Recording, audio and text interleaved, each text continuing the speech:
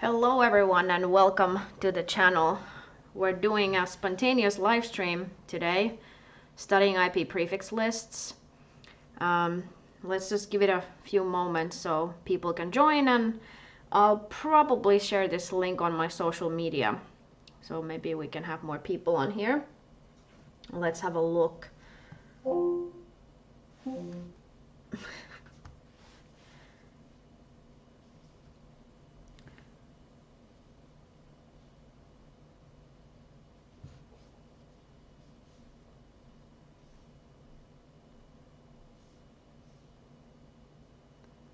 Yeah, I haven't really prepared this session in any way. I did open a couple of links and started my Eigrp, but that's about it.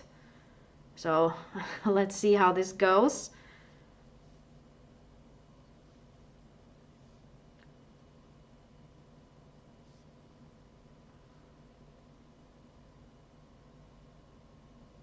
I'll probably wait a couple of more minutes.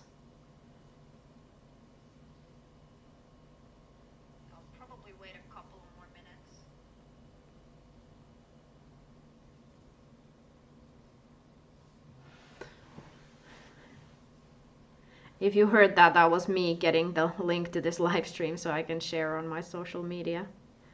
Hope the audio is fine, by the way.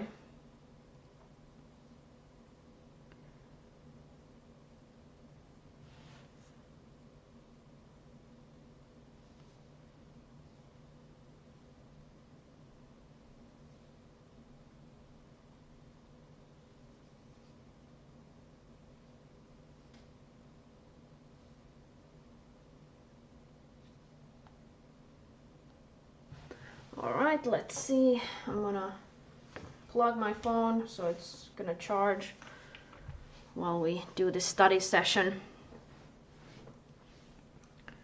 It's pretty late, so I'll try to keep this short and not run for like 2.5 hours, which has happened on the last two live sessions. Alright.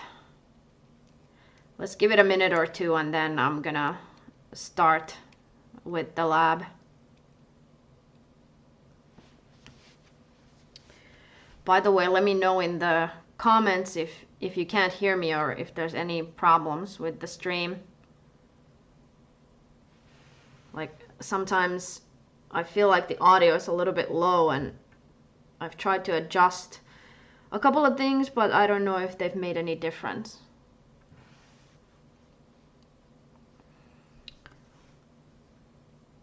Let me actually open R1 and R5. We're gonna use those routers.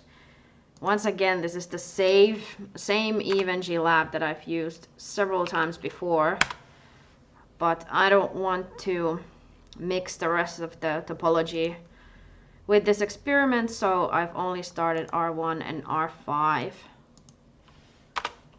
And actually, I don't even have any configuration here really, at least not on this router, I don't think. Show IP interface, brief. No, there is actually something. I thought that this router was completely blank because I added it later.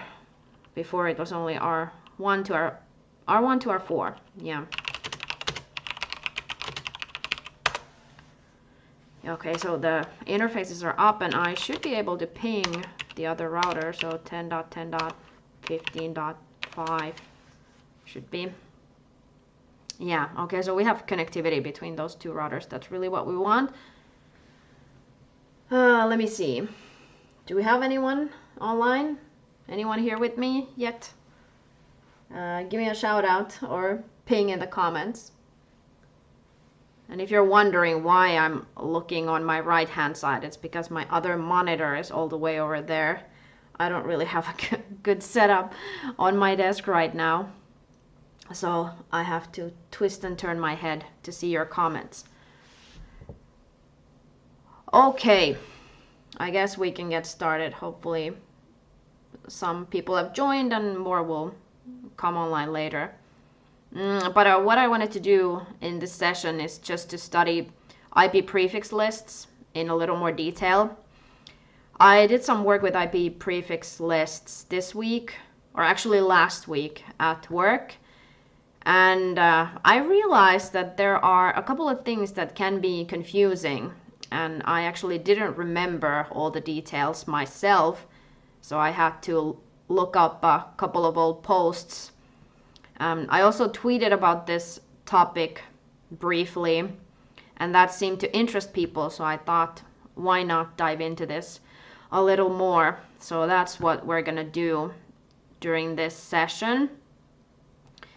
And how I'm planning to experiment with this, let me actually go back to the topology, because IP prefix lists are commonly used for route filtering, and that is the use case that I had at work as well. So advertising some prefixes and then using IP prefix list to filter some of those, or perhaps change certain parameters or attributes attached to those routes. This was related to PGP. I'm not going to cover that scenario in any detail. I don't want to reveal anything that I shouldn't. So we're going to do something entirely different. And once again, I'm planning to use Eigrp, our trusty old protocol. This time I'm not going to mix OSPF in this lab, because last time it turned into a complete mess when we did route redistribution, and I'm gonna try to do that in this case as well. So the plan here is to add a bunch of routes on R5 that will then be advertised to R1, but we're gonna use the prefix list to filter out some of them, or have the IP prefix list permit only certain routes. So we can experiment how that works. All right, any comments yet? Nothing. Well, I mean, I could be talking to myself as well. Yeah, so for the purposes of this topic and this lab, I do have a couple of documents open here. So this one is from the Cisco command reference, or the master command list. This one right here. Let me actually go back to the main page. If you don't have this, you should actually bookmark this. I think this is a very useful link. I often come back to this. So Cisco iOS master command list, all releases. Let me actually put this link in the comments, and I should include this in the description as well once we're done with this live stream. So in case you want to access this, here is the link.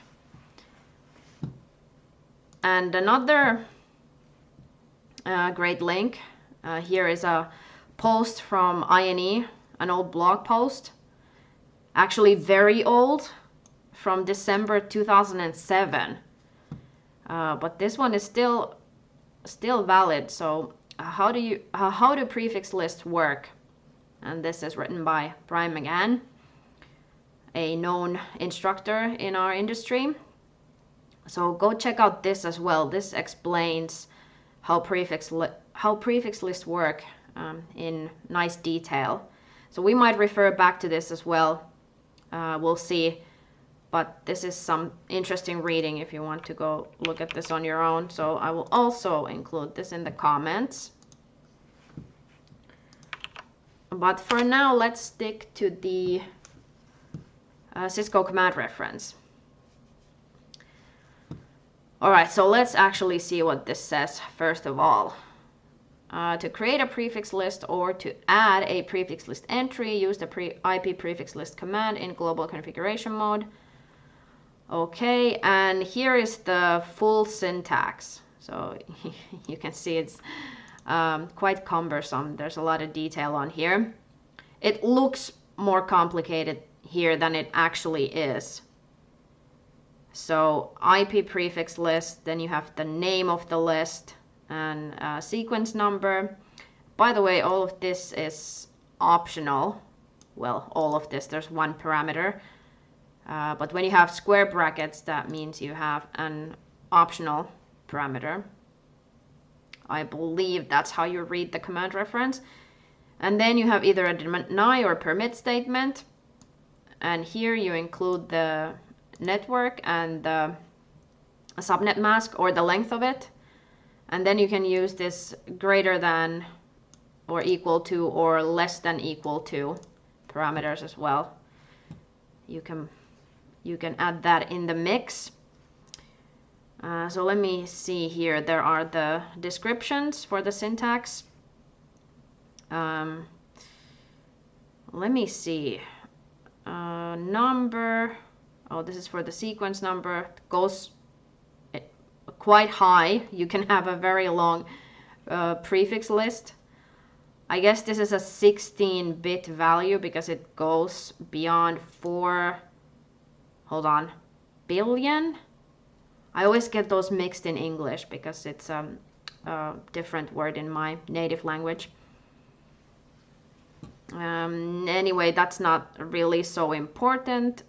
Here are the conditions: deny or permit, network length. So configures the network address and the length of the network mask in bits. The network number can be any valid IP address or prefix. The bit mask can be a number from 1 to 32. Excuse me. I'm wondering here. The network number can be any valid IP address or prefix. So I wonder if we insert an IP address in the command, but we use a prefix like, let's say, a /24 mask, will it automatically translate that as a network address? That's also something we could try out. And here are the very important optional parameters: greater than or equal to, less than or equal to. And we'll look at how that actually changes the behavior of the prefix list once those parameters are added. But more on that shortly. So here for the GE, specifies the lesser value of a range, the from portion of the range description, by applying the GE length argument to the range specified. I find this kind of hard to understand how it's described here. I don't know. Chat, what do you think about this description? I guess the same applies to this LE. Specifies the greater value of a range, the to portion of the range description, by applying the LE length argument to the range specified. Same thing. I can't really make sense of it with this description. Wow, I can't even pronounce that word. Yeah, so let's just skip towards the bottom here. This is usually a good section in the command reference, the usage guidelines. This should tell you how to use the command. So let's actually focus on this section. So what do we have here? Use the IP prefix list command to configure IP prefix filtering. Prefix lists are configured with permit or deny keywords to either permit or deny a prefix based on a matching condition. An implicit deny is applied to traffic that does not match any prefix list entry. Oh, this is also important to remember. And I think we actually stumbled upon this on one of my videos or live streams. Like, I couldn't get something to work, or maybe some routes were not advertised because I did not allow them specifically, and then the implicit deny caught it at the end of the list. So this logic is similar from access lists. So at the end of the prefix list, you have this implicit deny. So unless those prefixes are specifically permitted, they will be denied. Okay, let's see what else is here. A prefix list entry consists of an IP address and a bit mask. The IP address can be for a classful network, a subnet, or a single host route. The bit mask is a number from 1 to 32. Well, unsurprisingly, this is also the length of an IP address or a subnet. So you can't go beyond 32. And actually, I think this is kind of incorrect, at least from what I'm understanding here, or how it's stated here, because we'll look at it later on, but you can match a default route with a prefix list, and it would be in the form, hold on, let's open up this. So you could match a default route like this.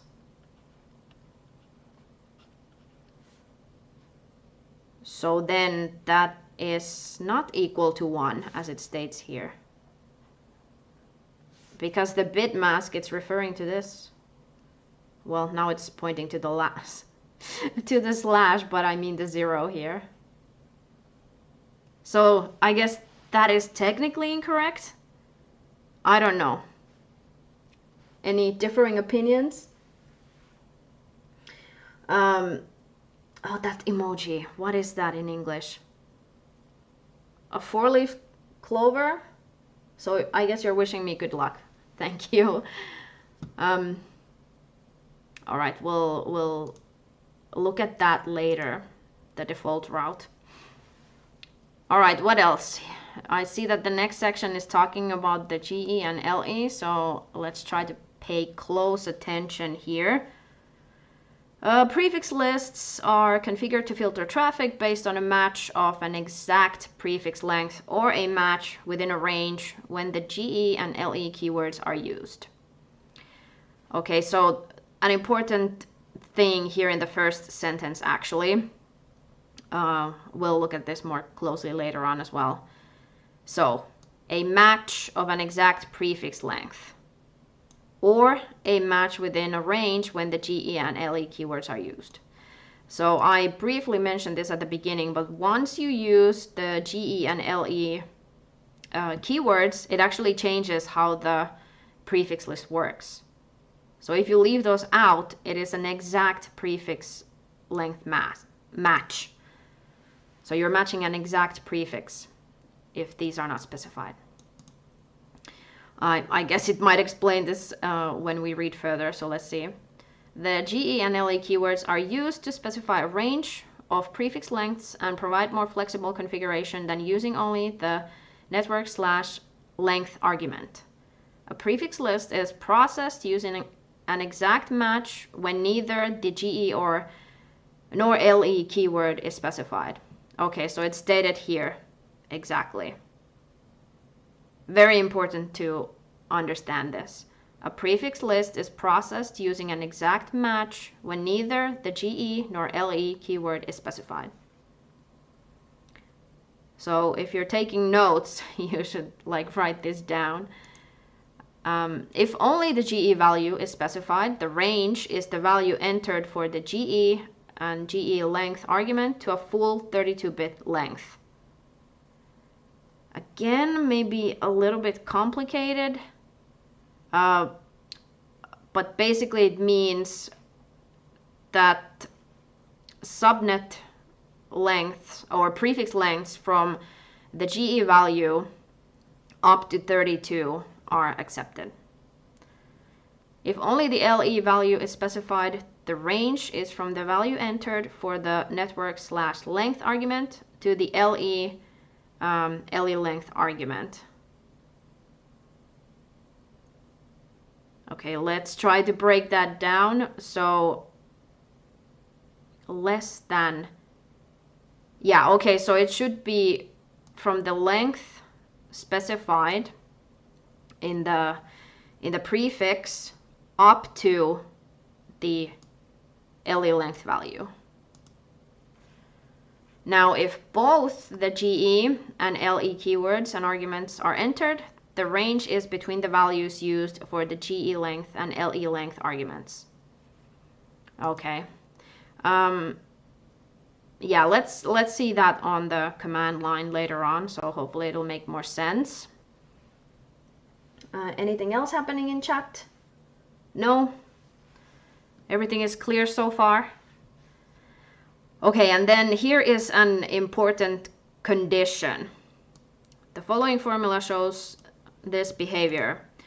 So the length, meaning the length specified with the network prefix, this one right here, should be smaller than the GE value, and that should be smaller than the LE value, and that should be smaller or equal to 32.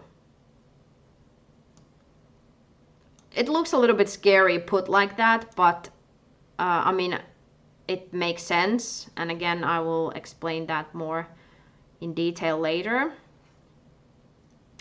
Now let's see. If the sequence keyword is configured without a sequence number, the default sequence number is 5. In this scenario, the first prefix list entry is assigned the number 5 and the subsequent prefix list entries increment by 5. Well, this is something we don't really have to worry about because it's done automatically. You could specify the sequence number if you wanted to, but it'll start at 5 and go up by 5. Let's see what else is on here. The evaluation of a prefix list starts with the lowest sequence number and continues down the list until a match is found. When an IP address match is found, the permit or deny statement is applied to that network and the remainder of the list is not evaluated. Well, this is kind of an important point as well when you plan how to organize your IP prefix list. So for example, if you have two statements that overlap, then you need to make sure that you have them in the right order, because when you match the routes against it, they're gonna match whatever comes first. And in case that's not the permit or the statement that you want the route to match, then you're gonna have unwanted behavior. That was kind of difficult way of explaining that. Okay, maybe let me try to use an example to describe what I just said. So if you have, let's say, two entries, I don't know, 10.10. whatever network I was using, 1.5 and /24, and then let's do a /25 as well. This is not a fully accurate example, but just to demonstrate the concept here, I'm simplifying this a little bit. So let's say that you want to deny this and permit this. Oh no. Terrible writing. Well, actually, for the route to... the reason why I'm saying this is a simplified example, because now these are exact match, just as was stated before. So in order to do this properly, we would need to use those optional parameters, but just bear with me here just so we understand the concept. So because this is a more specific entry and you want to permit that, you should actually put this before the more generic entry and the deny statement, because if you have them in this order as currently, something that would match both of these statements would match this one first, it would be dropped or it would be denied and not permitted, which would be preferred, or which you originally wanted to do with the list. But again, this is not a complete example, so let's scrap that before you get the wrong idea. But yeah, the main point here is just to understand that it is important how how you sequence the prefix list, because it just looks for the first match and then stops evaluating the prefix list. All right, let's see what else is on here. A prefix list is applied to inbound or outbound updates for a specific peer by entering the neighbor prefix list command. Yes, we will do it this way. I don't remember the exact syntax for Eigrp. Actually, these are just prefix list examples. It doesn't show specifically how to configure it on a neighbor. It might be the exact same command for Eigrp, but because this is actually the PGP command reference, I'm not 100% sure. So we can have a look at that later on. Okay, so now let's go on the command line. Oh, and actually, very briefly before I do that, because I'm just skimming through the examples here. So this is the default route example that I explained before. So again, if we go back up here, it said the bit mask is a number from 1 to 32. But as you can see, it does not apply here. This is 0. And actually, these examples seem pretty good. They have an explanation as well. So you see here, a prefix list is configured to deny the default route. So this tells you exactly what that prefix list does. So as mentioned in the explanations, this is an exact match when those GE and LE are not used. Yeah, let's actually go over this. This seems pretty good. So then the next one, without looking at the description yet, and actually if you want to try an exercise, try to look at these statements and figure out what it does without reading the description, and then see if you got it correct. But this one should still be fairly easy because, again, this is an exact match. So this prefix list should permit this exact network. So let's see. A prefix list is configured to permit traffic from the 172.16.1.0/24 subnet. Yes. All right, now let's look at the next one. So permit 10.0.0.0.0. Is that too many zeros?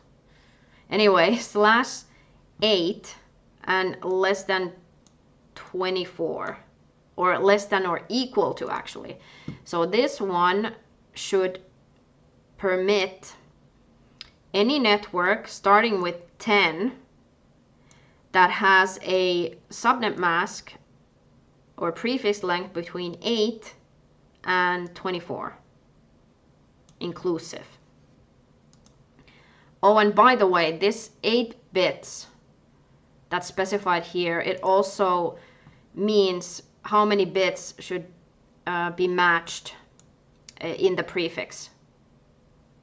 So in this case it's 10 because that is the entire first octet. Yeah, I should probably explain that in more detail as well, and we might look at the INE blog post for that. I think it explains it pretty well. Alright, but anyway. So again, this should permit anything starting with 10 that has a prefix length of 8 and or 24, or anything in between inclusive. Let's see. A prefix list is configured to permit routes from the 10.0.0.0/8 network that have a mask length that is less than or equal to 24 bits.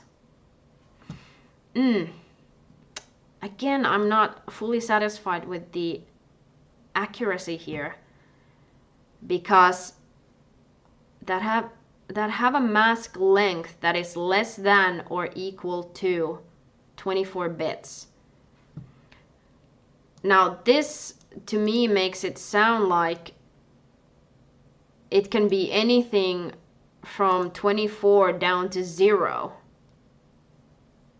And that should not be true because it should be higher than 8 here if we look at the condition. So the length is actually the bottom value. So the prefix length shouldn't go below what is specified here in the length value. So that's why I don't think it's 100% accurate to state it this way. We could try to test that somehow.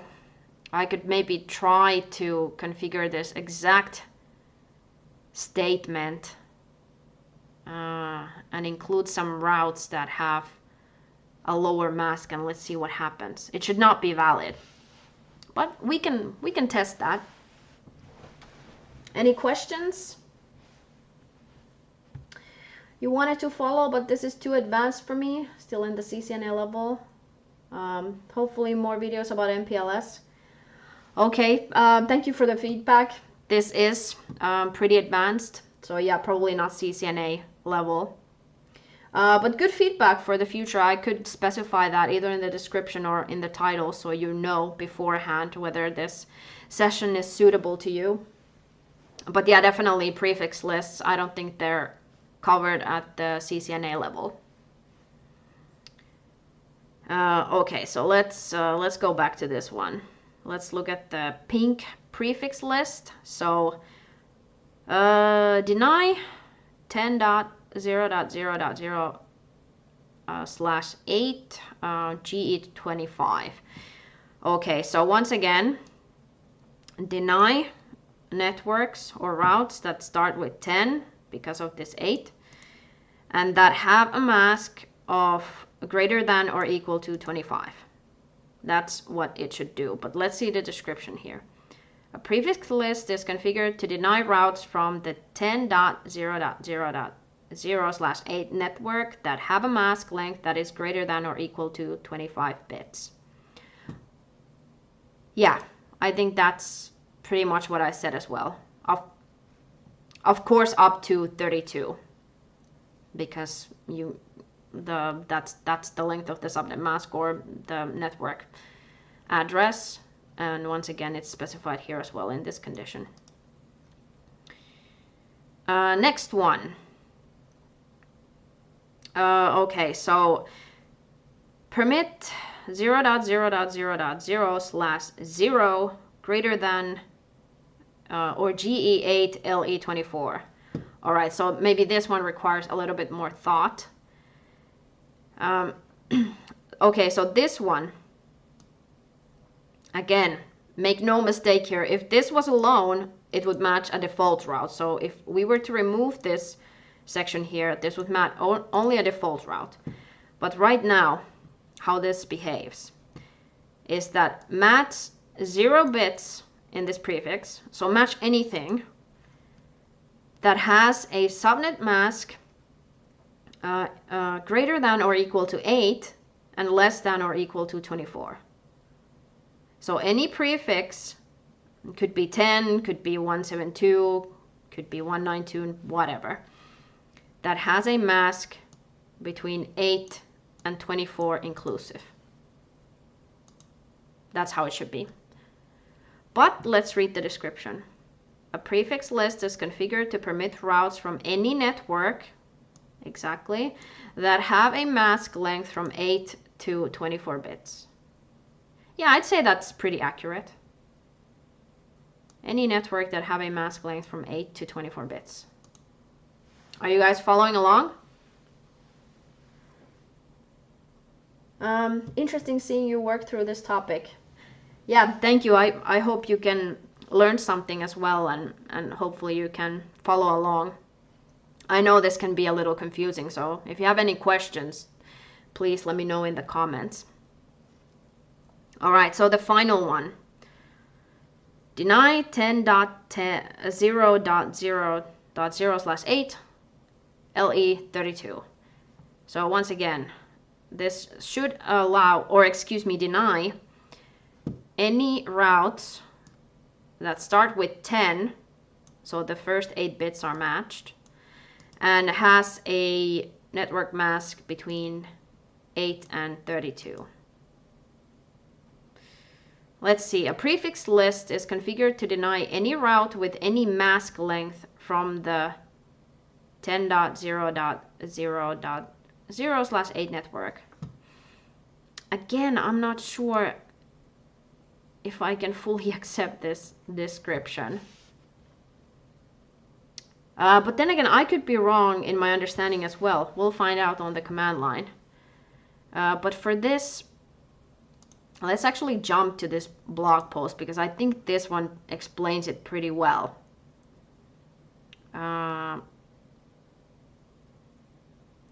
Let's see here. IP prefix list permit 1.2.3.0/24 would be an exact match for the prefix. This does not match 1.2.0.0/24, nor does it match 1.2.3.4/32, nor anything in between. Okay, well that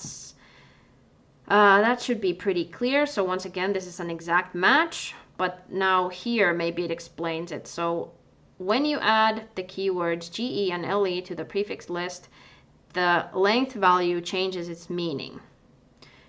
When using GE and LE, the length value specifies how many bits of the prefix you are checking, starting with the most significant bit.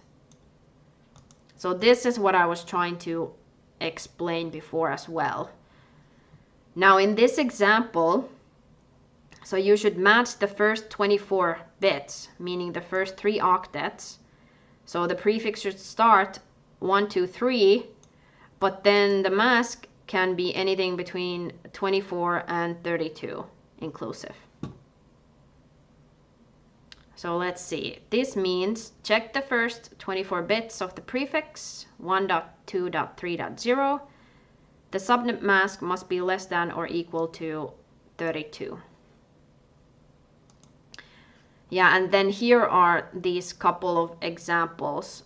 Actually, I think these two are very important to understand. So if you want to match anything, this is how you do it. So 0.0.0.0/0 LE32. Very important to remember to put this here if you want to match anything. Because if you leave that out and you write the prefix list this way, it matches only the default route. All right, let's look at the more advanced examples here. So this one, permit 10.0.0.0/8 GE 21 LE 29. So this means check the first 8 bits of the prefix 10.0.0.0. The subnet mask must be greater than or equal to 21 and less than or equal to 29. Okay, now here is an interesting example. So okay, let's have a look here. Let me try to break it down before I read below it what it means.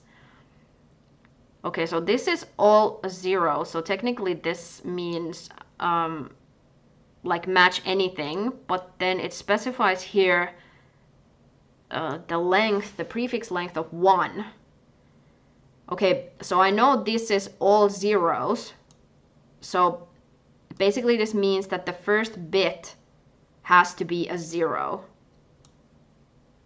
So anything that has the first bit is 0, and then the mask is greater than or equal to 8 or less than or equal to 8. So basically exactly 8. Only /8 networks will do. So does that make sense? So let me actually write it open. So what that first part means, so if you write just that open, that 0, that's gonna be a lot of zeros. Actually, let me just put the first one, and then here's a bunch of more zeros, whatever.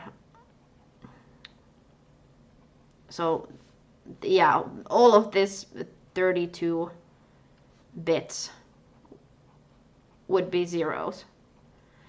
So now, because of this 1 here, it means that we have to match this one. So this has to be a 0, but anything else besides here can be either 1 or 0.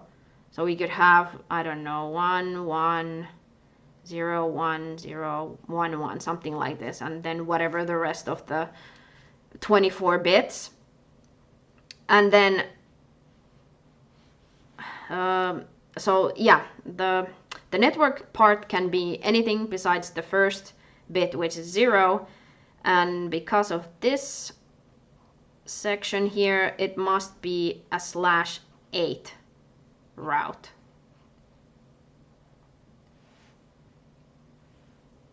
So I don't know what I have just typed here.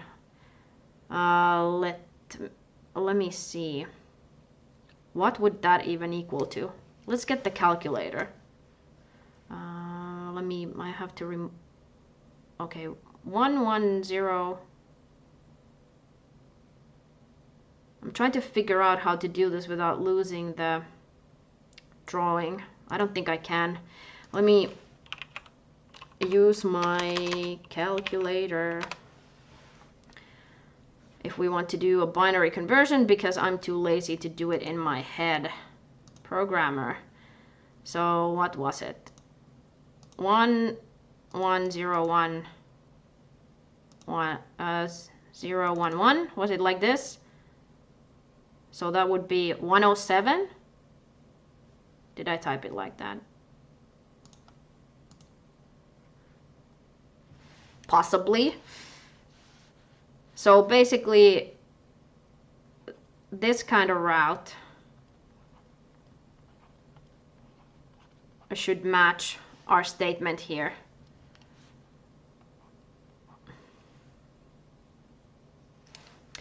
I'm not sure if I did that conversion exactly correct, but I hope you understand the point. All right, let's put this away. We can actually delete it.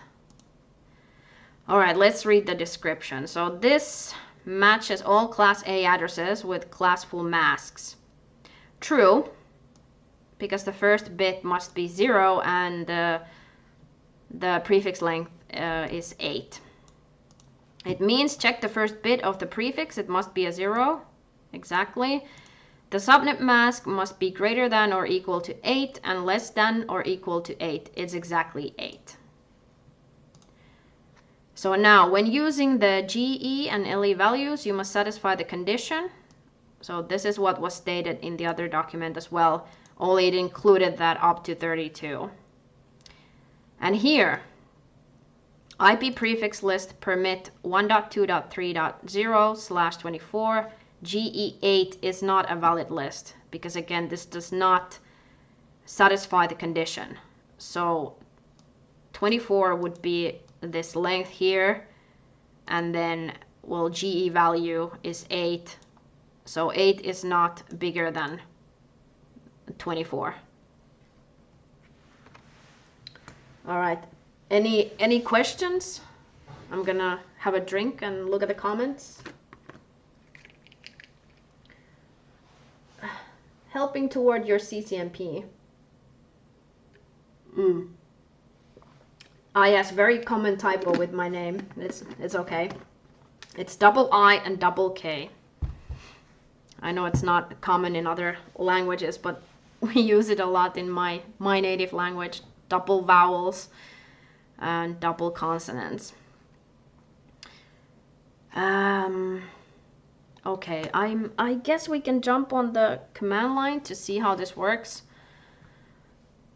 I had kind of a plan, a small initial plan to see how this works. So I wanted to create some static routes here, redistribute them to Eigrp and advertise them to R1, and then use the prefix list to either permit or deny some routes. So let's hope this does not turn into another disaster. But before I can do that, let me just see. I mean, I would need to configure Eigrp in the first place. So let's have a look here. show IP protocols. Let me see what I even have configured here. OSPF apparently. I don't think I have anything. Oh no. Oh no, now I have this open twice here. Let's close this one. So show IP protocols. Most likely there's nothing, and there's not. So let's just enable Eigrp.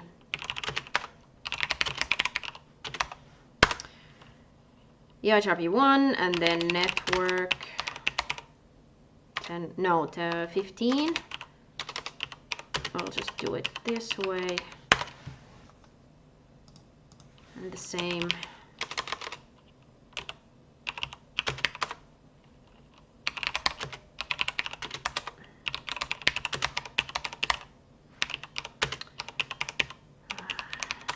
All right, so the neighborship should come up.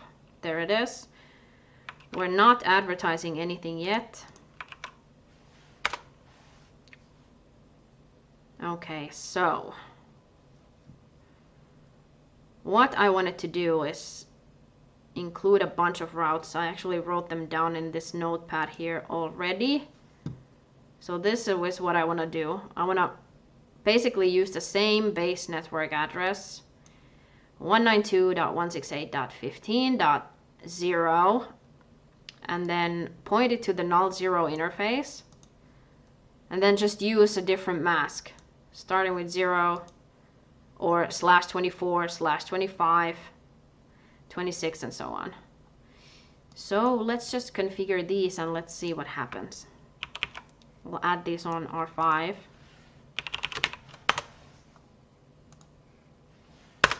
There we go. Let's look at the routing table. Yeah, here they are. So you can see all of these, like /24 up to /30. And actually I have apparently forgot 26 from here somehow. What happened to that one? Is my math wrong? Ah yes, indeed I have. I have forgot it.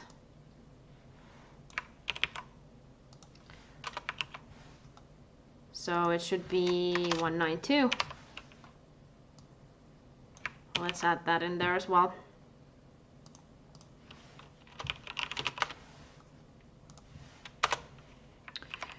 All right, let's try this again.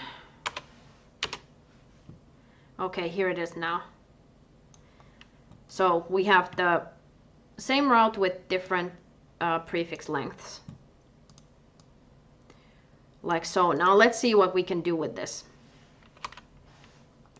Well, first of all, we'll need to advertise these. So let's go to the config mode. I'm just checking if I have other static routes. I shouldn't. No. So router Eigrp 1, and then redistribute static, and I think I want to assign some reasonable metric to this one, because if I do it automatically from my last videos, it assigns kind of random values as the metric. So I'll try to be a little bit more realistic, so those look like real routes. So I don't remember the syntax entirely. Let's see, bandwidth. I don't know. Let's say kilobits. Let's say 10,000 or 100,000. That should be. Hold on. Kilobits per second. It doesn't matter. My conversion is not, or my brain is not doing math very well at the moment. Like I couldn't do the binary conversion either. So apparently I can't translate how much is 100,000 kilobits in megabits or gigabits. You can help me in chat if you like. Okay, delay metric in 10 microsecond units. We can say 10. Reliability, where 255 is 100% reliable. Yes, we have very reliable null zero interface. Effective bandwidth metric loading, where, okay, we want an unloaded link, and then the MTU, and that's it. Okay, let's do it like that. Now let's see. Show IP Eigrp topology.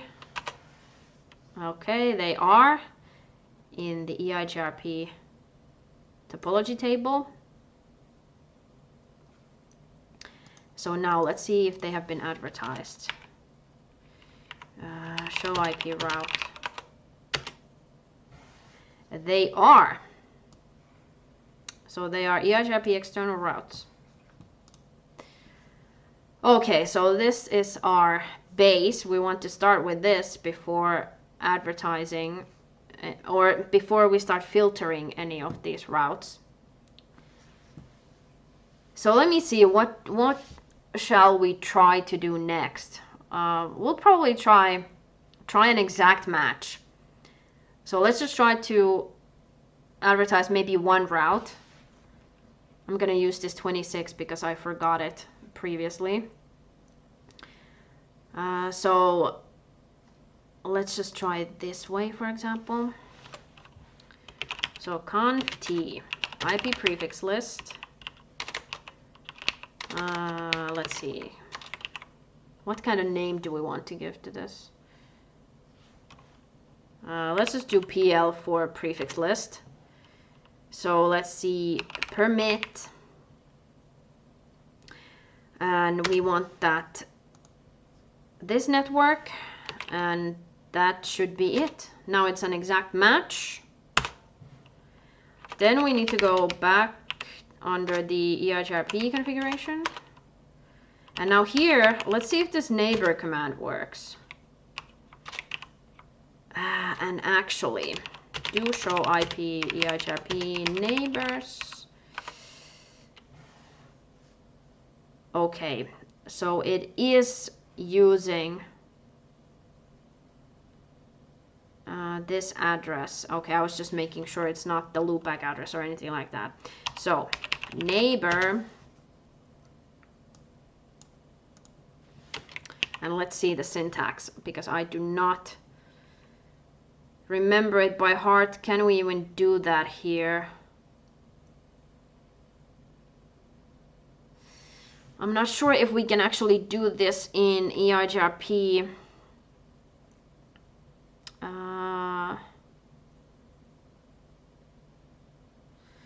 This is just saying, or do we need to specify the interface first? So hold on, here it is.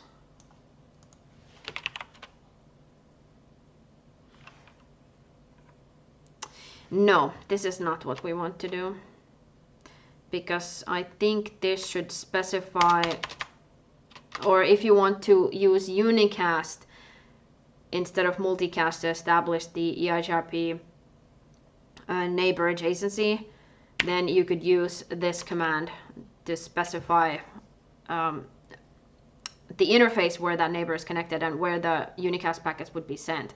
So this is not what we want to do. Can we actually do neighbor specific route filtering here? That is another question. We might have to use PGP.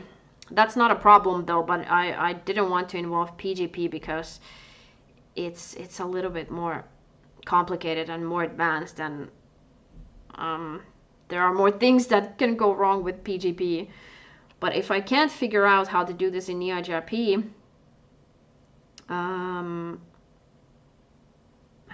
let me see, distribute list, filter entries in, okay, let me see, distribute list, it could be that, distribute list. Okay, so prefix,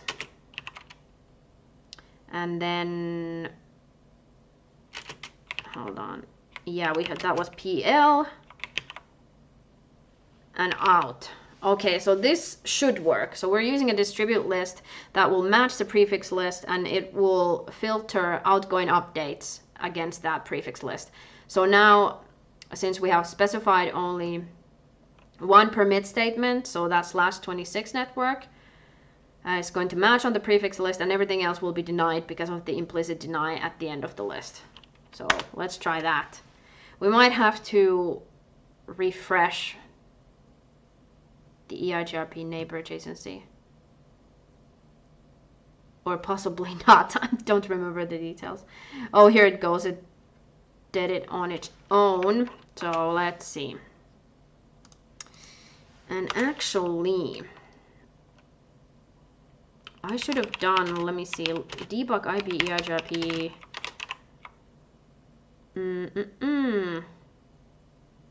Summary route processing, no. No, that's not what I wanted to do.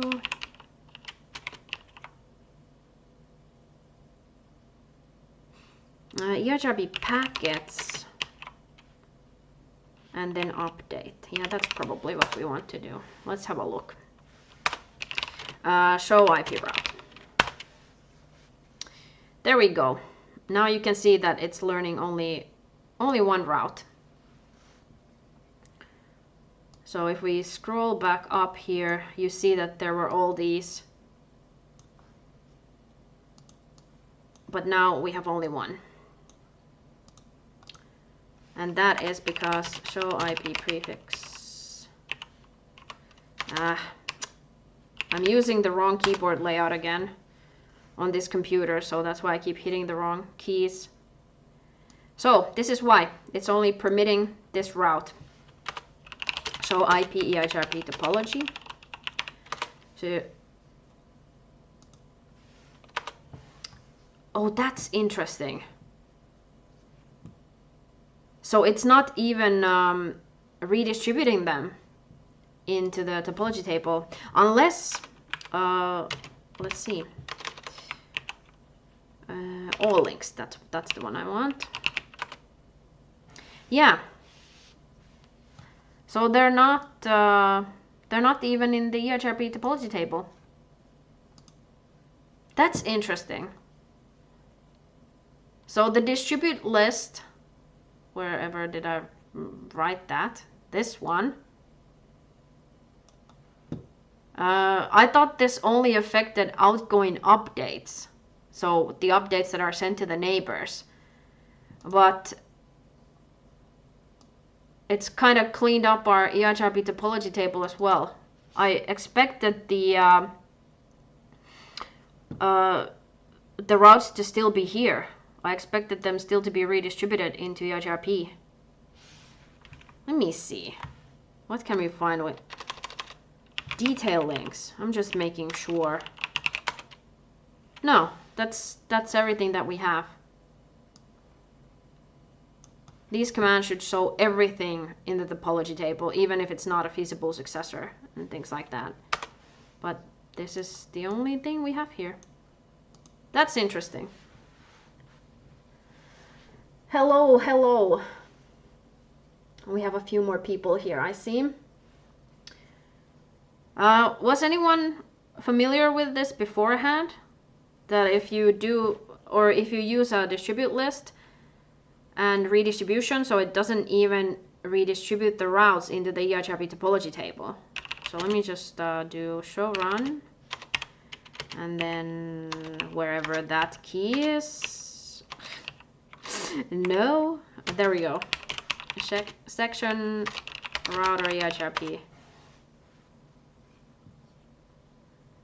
So this distribute list, it seems to prevent not only outgoing updates to Eigrp neighbors, but also the routes being redistributed into the Eigrp topology table. That's interesting. You learn something every day. I haven't really tested this before, so that's pretty cool. All right, let me see. What else do we want to test? Well, something, show IP prefix list. We could try to add something more here. So if we do conf t, so IP prefix list PL, so if we permit another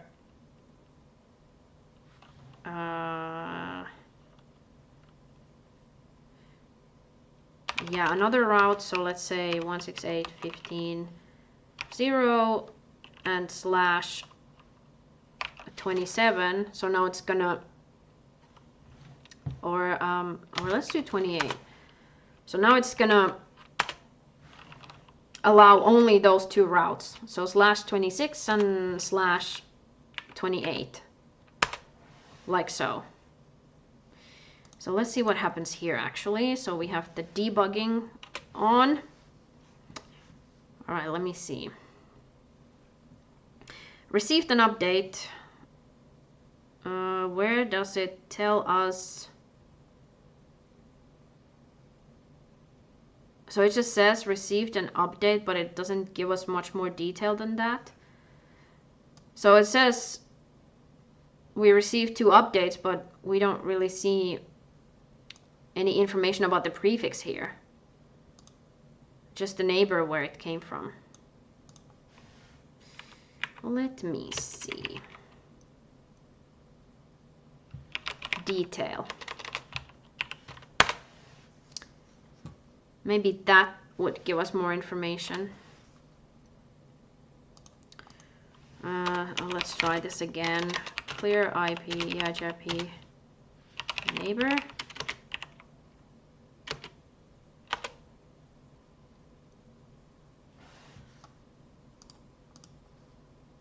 Oh, okay, this is certainly giving us a lot of information. Wow. Okay, this might be a little too much. This is certainly telling us everything, including all the metric values here, or the metric components. But why am I still not spotting the actual route? Okay.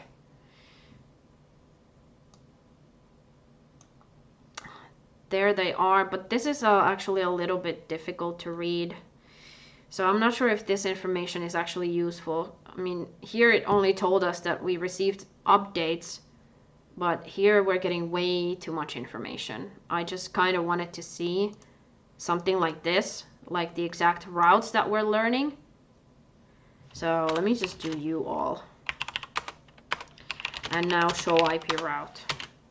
So now you can see we have those 2 routes in the routing table and on R1, so they've been received from R5. Let's see this again. Show IP Eigrp topology.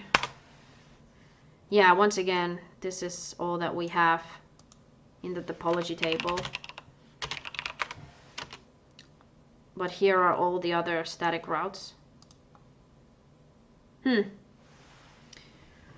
Let's think about that for a moment. Let me know if you have any questions or comments. Oh, Peter is here. Yes, we can have some answers now. Hold on, I'll get back to your comment shortly.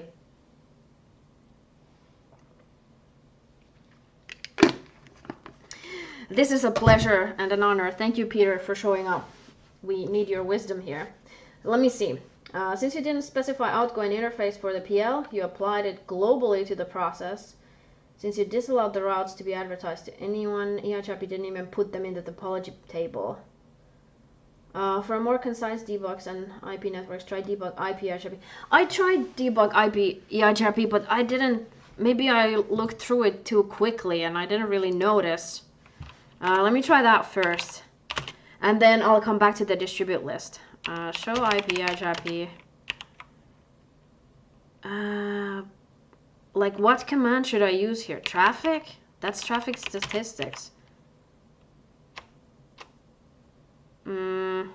Events, interfaces. It does not have the same options as show Eigrp. Show Eigrp. Why am I doing show? Oh, my brain is so tired right now. Okay, let's try again. So debug IP Eigrp. My goodness. Notifications, summary, neighbor. No. Neighbor, I feel like this has something to do with adjacency. Or like establishing the adjacency more specifically, but I don't know. So I don't, what should I use? Oh, just debug IP Eigrp. Okay.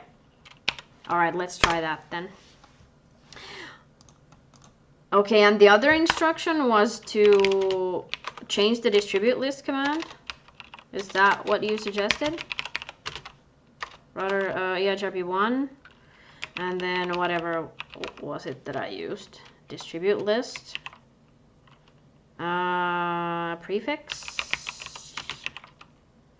PL. Out. Oh, do you mean if I apply the interface here, then those routes will still show up in the Eigrp topology table, but they will be filtered out from the outgoing interface? Is that what you mean? I'm gonna try that.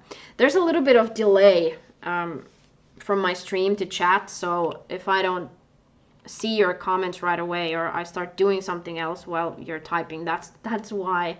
I think there's a few second delay. But now I forgot the interface. Okay, let me do this. And then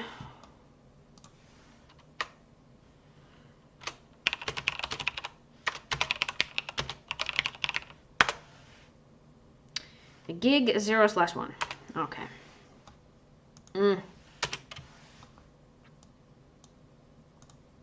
Do you mean this way? Okay. Let's see what happens. Are we getting anything here? Yes.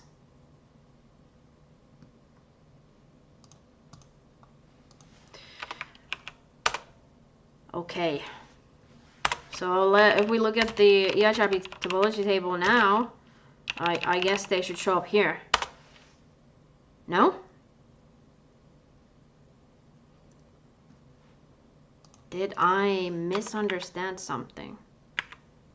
Show IP route. But yeah, this is good. Now we can see those routes here at least.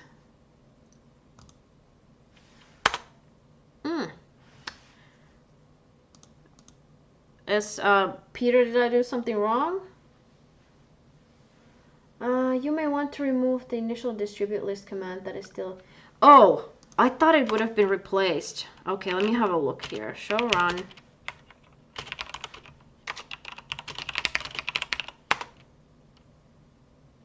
You're right.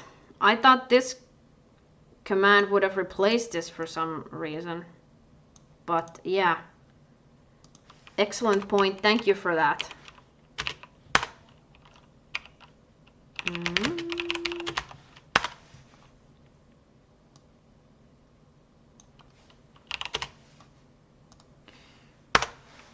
Okay, so now we should have a different result, I guess. Oh dear.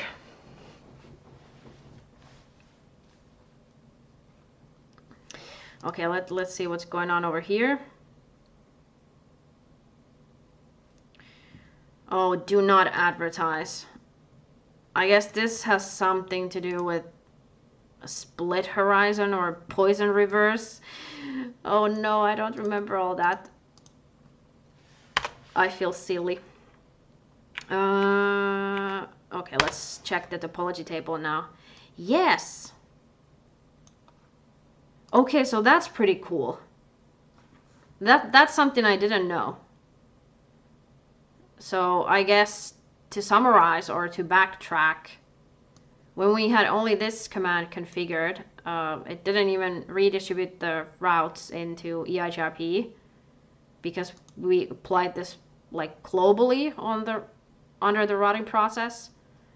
But once that was removed and now the command specifies the interface, it filters outgoing updates on that interface. I'm guessing that's how it works. Peter, can you confirm? Let me see.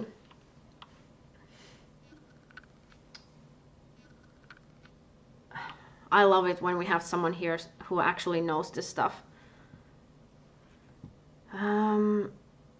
Okay, I'm just gonna chill here for a moment and wait if you have any comments, if anyone wants to ask questions. We'll try, give me a sec. Okay.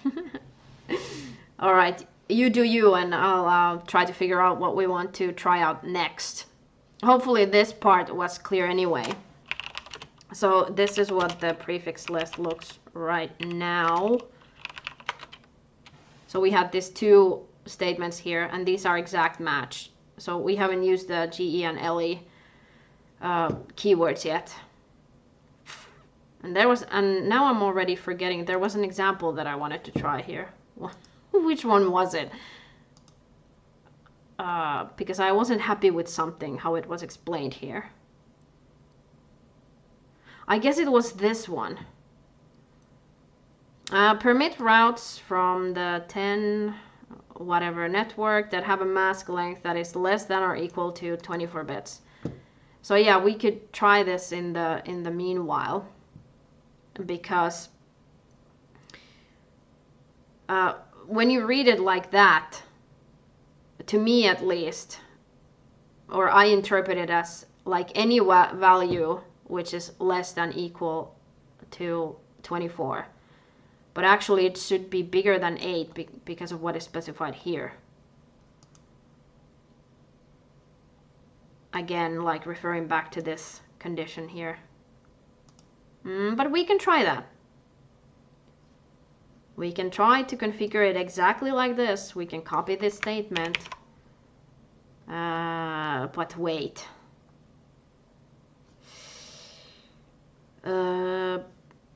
That would mean... let me collect my thoughts, because we already have this configured here. This one.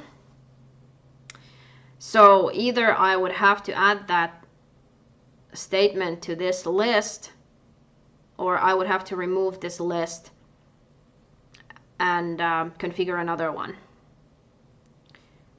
Because I don't think you can have multiple outgoing lists. Maybe it's like one per direction, but I'm not sure. Maybe Peter can reply or answer that as well, or we can try it out.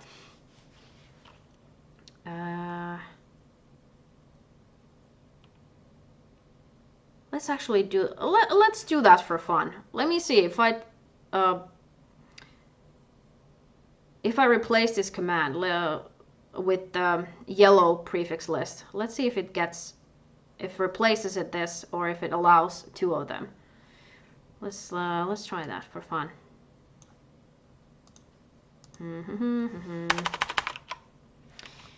So what we want to do,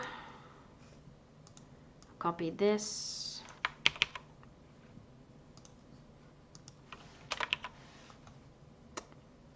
And then we need to change this to yellow. And then we need some more lovely routes. I don't know, let's do something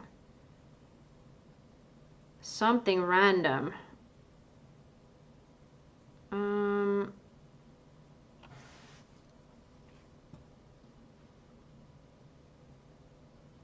Actually, maybe I want to change this slightly.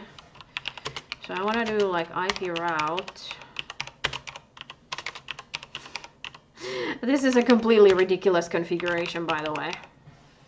You will not see anything like this in production. This is just for testing these lab scenarios.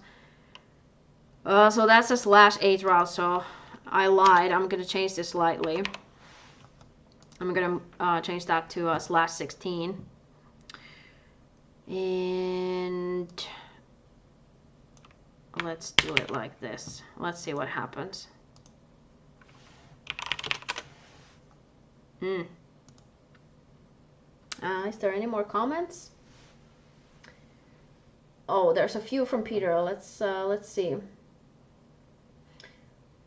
In every distance vector routing protocol, you can apply filtering either inbound or outbound, and on a per interface basis, filter prefixes received or sent out.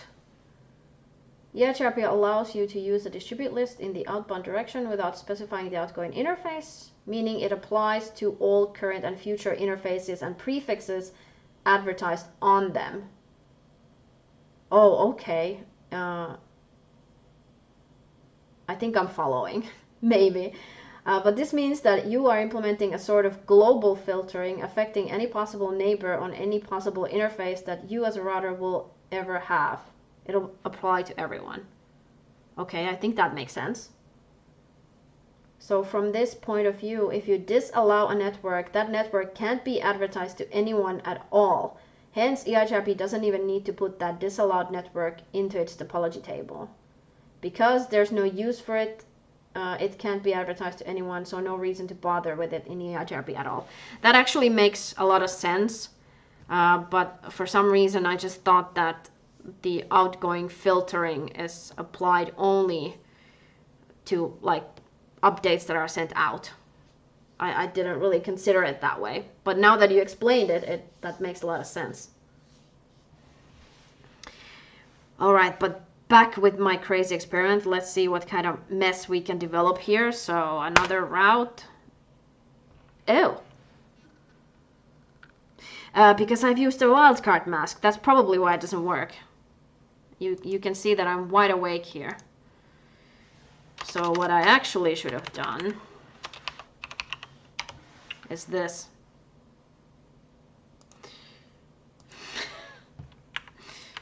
This is so terrible. All right, let's fix that. Okay. So let's have a look here. Technically that should be in the Eigrp topology table, and it is right here. So now let's try to add these other commands and let's see what happens.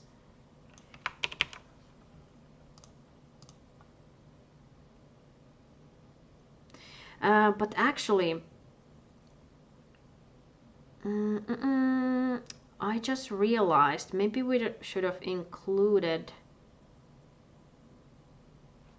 something that would be advertised by this prefix list, or what would be permitted by this prefix list, so you can see that it's working, because now this is going to be denied, so you can't really tell whether this is in effect or not.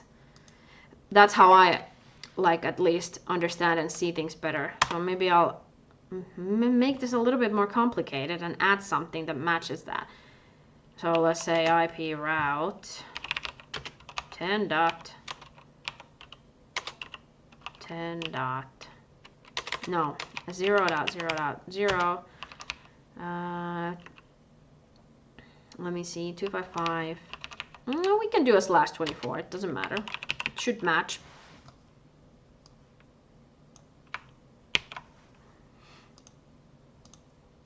So yeah, let's do one more. Okay. And then we'll do this.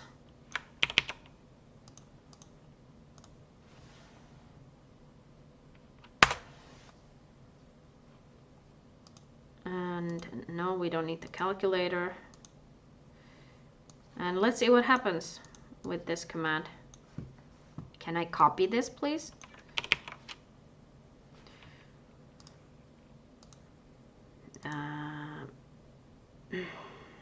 Oh my gosh. I might have to cut this session shortly. My brain is not working anymore. router Eigrp. I don't know what I'm doing. Okay. Let's see.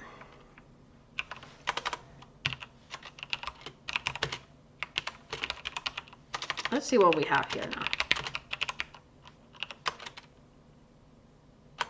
What? Yeah, okay, so it overwrote the command that we had before. So you can have only one list.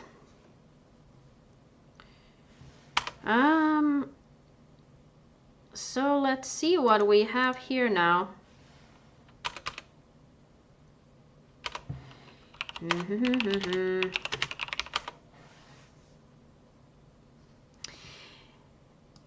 Correct.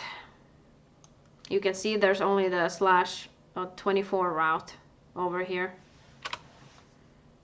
So show IP Eigrp topology.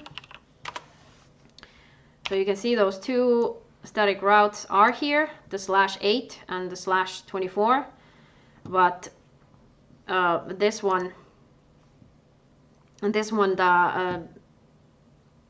not match the prefix list. So IP prefix list.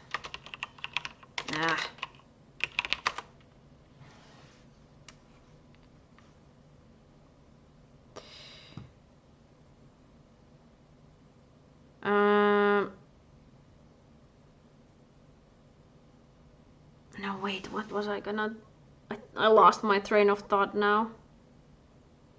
I meant to do something else, I think. Ugh. Alright, I need a moment to collect my thoughts and gather myself. Anyone have any questions? Looks like my thing has disappeared.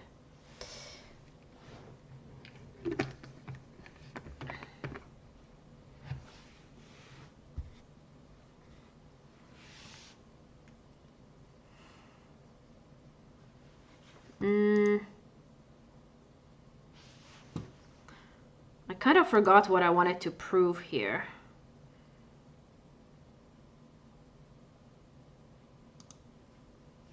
Yeah, something like oh yeah, it was from here.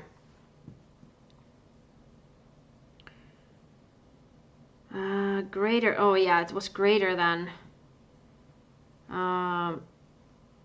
yeah, this is the next thing that I wanted to try and figure out. So let me try that.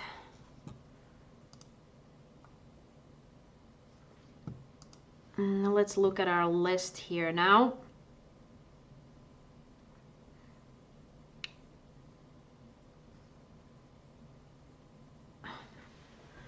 Honestly, my brain is really not working right now.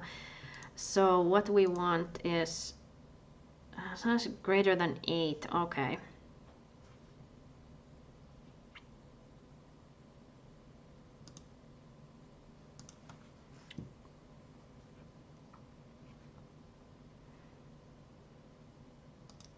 So let's say we had something like this. If we changed it like that, this should not be valid. So maybe let's try this. Let's see what happens.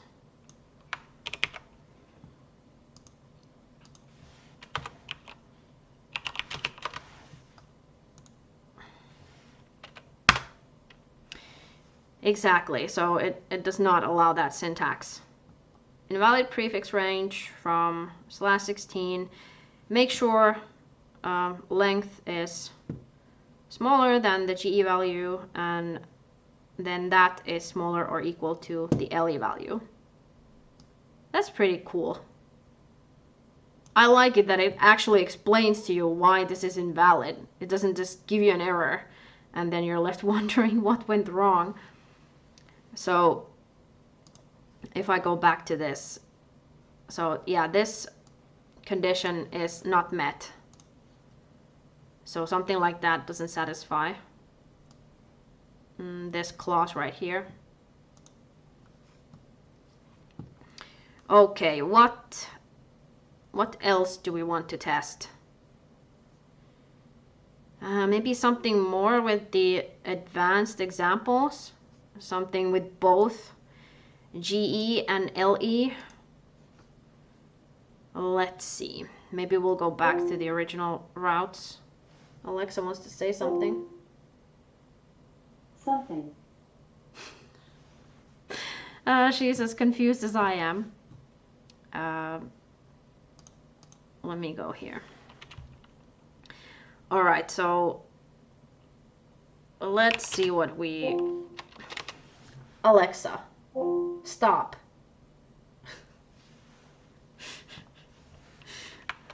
Now what we have here.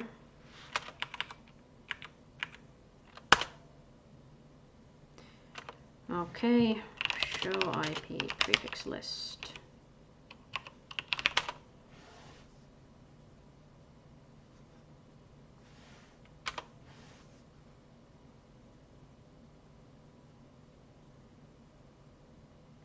All right, we can maybe modify this one or even add another one and then just reconfigure this command again. But I'm wondering what we want to try here.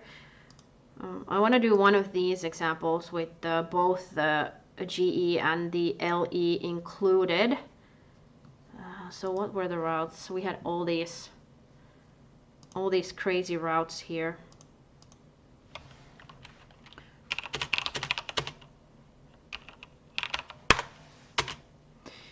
Let's see.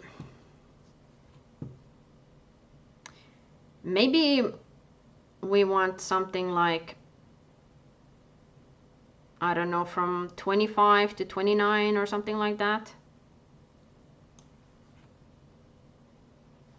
So let's see how we would go about this. So IP prefix list. And then let's give it a name. I'm not feeling very creative today, so let's just do list. Then permit 192.168.15.0. We want to match the first 3 octets, so let's say 24. And we want the mask to be greater than or equal to 25. But less than or equal to 29. Let's try that way. So then we need to modify this command. So we're going to change this to list.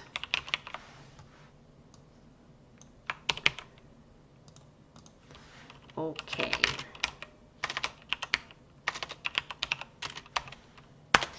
Okay, so we should see these routes on R1. So then /24 and /30 should not be advertised. Let's see. What? I'm a dummy. I am a dummy. Try again.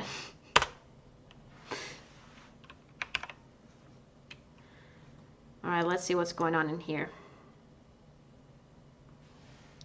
Do I still have that debug on? Yes. I guess it looks about correct. We're gonna hold on. Show IP route. Yes. So 25, 26, 27, 28, 29. So /24 and /30 are missing.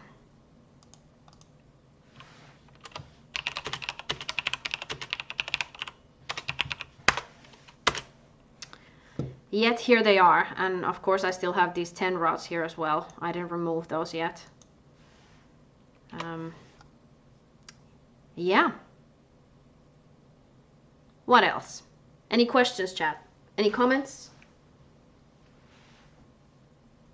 It's 2 a.m. here and tomorrow's work day, so bookmarking this and gonna leave, I'm guessing leave or love.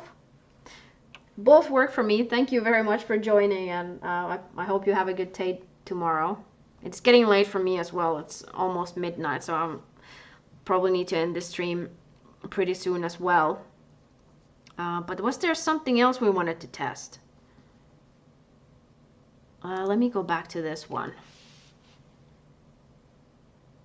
Oh, maybe, I think I promised to show you the two common examples.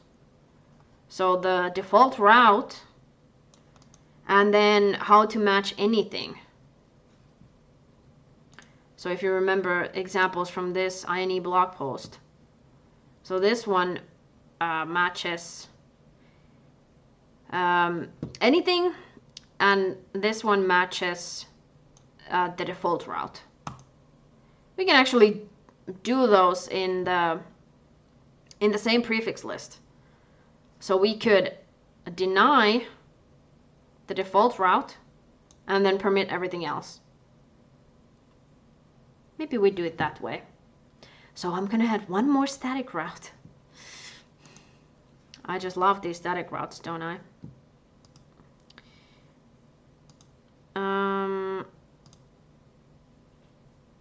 Yeah, we might do it that way. That might be fun.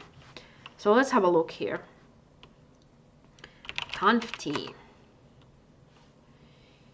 So IP route 000. Let's see if I can type the mask. Oh, wait. What am I doing? Just when I was about to say, let me see if I can type the mask correctly, and I instantly typed it wrong. Because 255, that would have been like /32 mask. So this. $0. I do show IP route. Is it here? Yes, it is. Right there. A thing of beauty. So now, and here the order is important as well, as we talked about before. So let me actually go back here for a second. So we're gonna do it this way. IP prefix list. We're gonna deny the default route, and then we're going to permit, if I could type, permit everything else. And also I forgot the name of the list. Less than or equal to 32. So prefix list, let's just call it a 0, because there's a lot of zeros on here.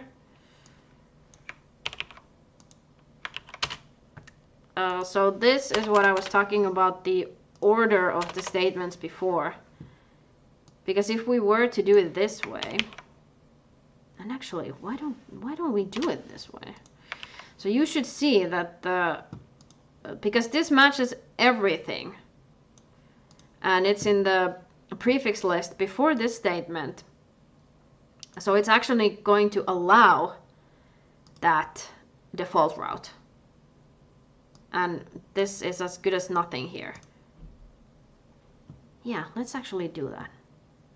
So you'll see the importance of placing the statements correctly, in the correct order. Well, let's try this. There we go.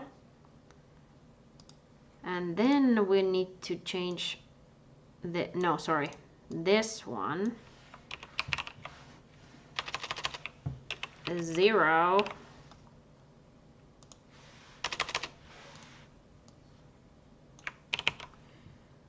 Okay.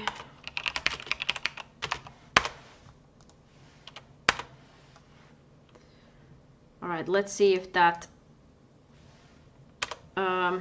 that default route gets all the way to R1. Yikes. All right. It does. You see it's right here. Despite us having this statement here. But again, that route is matched by this statement already, so this one is not even processed. It just looks for the first entry that matches, and then the evaluation is stopped. So that was, if I go back to this document, it was explained in what section was it? We did read about it somewhere on here. Here, evaluation of a prefix list starts with the lowest sequence number and continues down the list until a match is found. When an IP address match is found, the permit or deny statement is applied to that network and the remainder of the list is not evaluated. So that was demonstrated just here. And now I'm gonna reconfigure that, and I'm gonna change the order. So we'll see what happens. Let's exit. Let's do no IP prefix list. 0.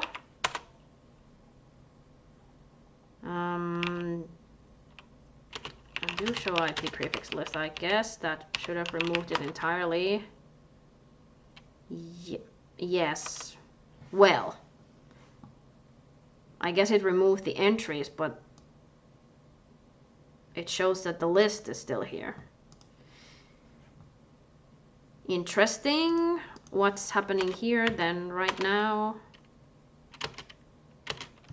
Okay.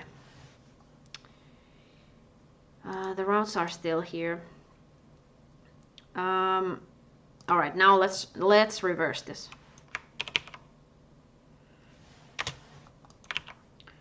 We'll do it like this.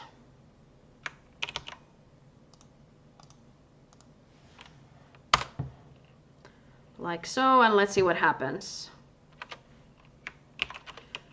Show IP prefix. So now it has these statements in this order. So default route is denied. Everything else is permitted. Let's see.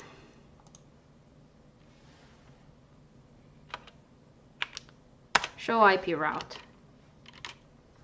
Now you can see the default route is no longer here.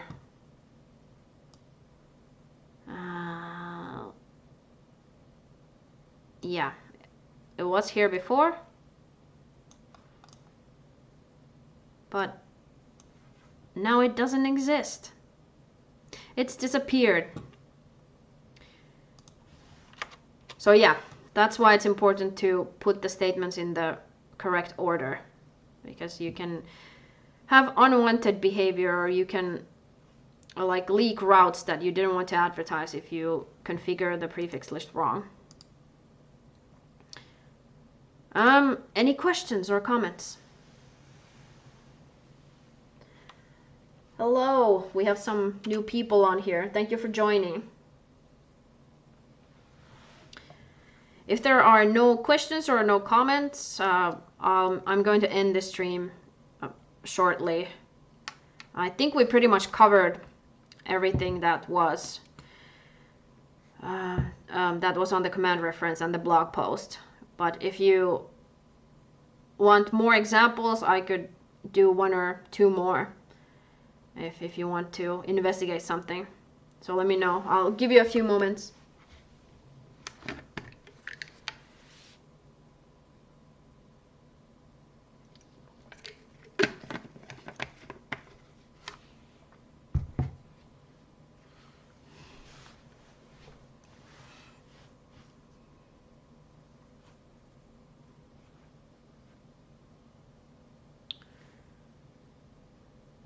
Anything else going on?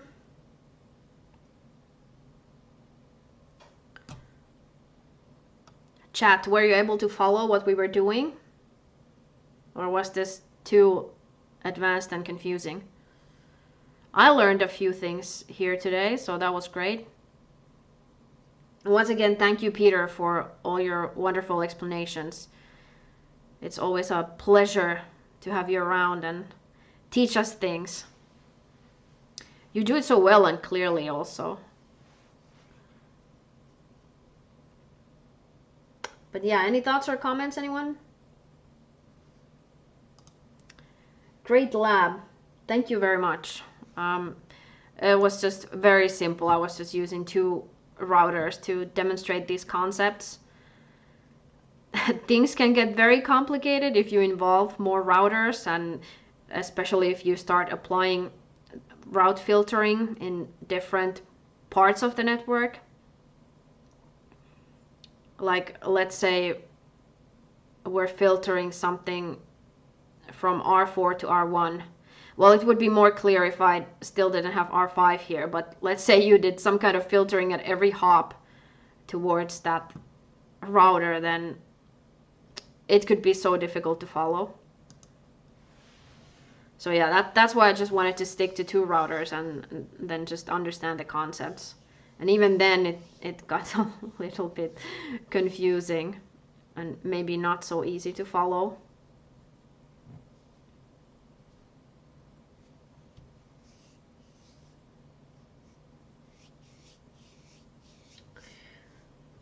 Yes, thank you, Peter. I see you're still around. I appreciate it very much. Another question, what are you studying for, CCNP or CCIE? I am studying for the CCIE slowly and steadily. Or I shouldn't say steadily, because it's really been a roller coaster, a whole journey lasting multiple years now, and I still haven't gotten myself through it. Here we are, still covering kind of basic concepts. Although this is a little bit advanced, as we talked before on the stream, this is not really CCNA level stuff. But yeah, my goal is the CCIE eventually. There's certainly been some challenges. I actually want to book the lab exam, but I haven't found a date that suits me, or a location.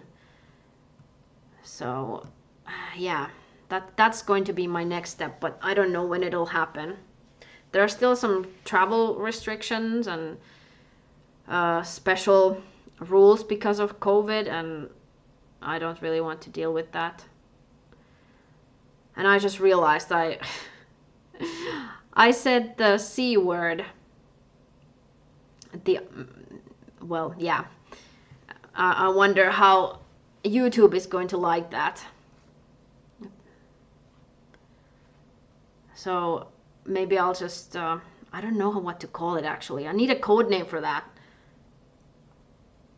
Let's just call it the world situation or something. Anything else you guys want to talk about? Ask questions or look at more examples or anything? I'll stick around for a few more minutes, but if nothing comes up, I'll end the stream here and continue another time. Hopefully earlier during the day and when I'm not so tired.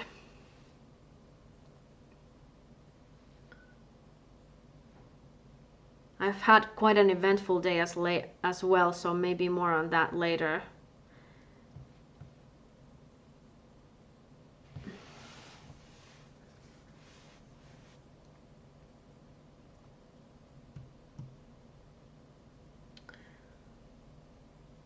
Okay, I don't think I see any new comments or not much activity in chat. So I will just log off and end the stream here.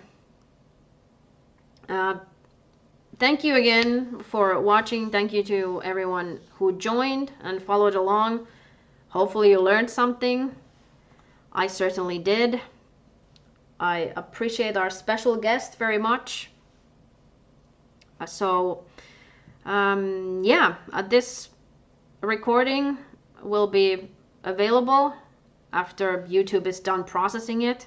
So if you want to watch this later or come back to it for some information, you can do so and leave comments under that video then, and I'll get back to it when I can.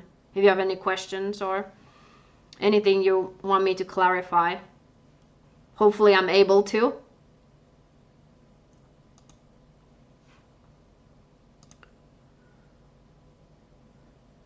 All right. So I'm gonna leave now. Thank you again for watching, and I'll see you next time. Bye bye.